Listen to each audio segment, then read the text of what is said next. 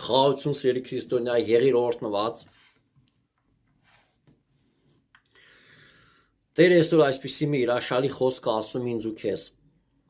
Տարբեր աղբյուրներից վերցնելով ջուրը, մենք դարձյալ կծարավենք։ Տարբեր ինֆորմացիաներ, տարբեր աղբյուրներից վերցնելով այդ ջուրը, մենք դարձյալ կուզենանք, որ լսանք, որ վերցնենք, միշտ կծարավենք։ Բայց այն ջուրը, որ Հիսուս Քրիստոսն է տվել մեզ եւ տալիս է մեզ,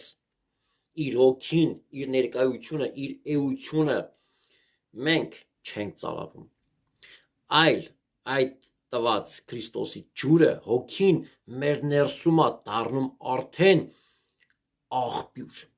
հավիտենական կյանքի համար բխող աղբյուր։ Հասկանում եք, ժողովուրդ ջան։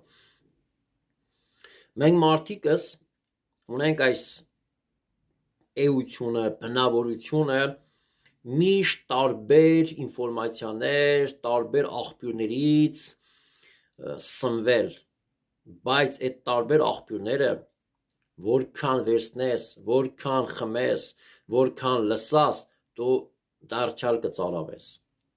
Դրա համար Հիսուսն ասում է. դադար առեք այդ տարբեր ինֆորմացիոնից աղբյուրներից վերցնելը, սնվելը, խմելը, այլ վերցրեք ինձանից իմ տված ջուրը, որը հավերժական եւ հավիտենական կյանքի համար է բխելու։ Այն տարբեր աղբյուրներից վերցնելը դա կյանք չի տալիս։ Միայն Հիսուս Քրիստոսից վերցրած ջուրն է, որը հավերժական կյանքի համար է բխում։ Դրա համար այսօր մենք թող Տիրոջից դառնալով, ապաշխարելով, խոնարհվելով վերցնենք Տիրոջ հոգուն, Սուրբ Հոգու ներկայություն դարձյալ, թողենք, որ Տերը իր հոգով գործա մեր կյանքի մեջ, որ ինքը կյանքը,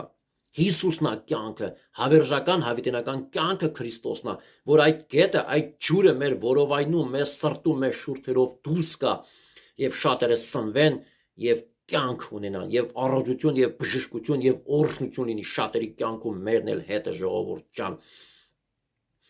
Օտար աղբյուրները,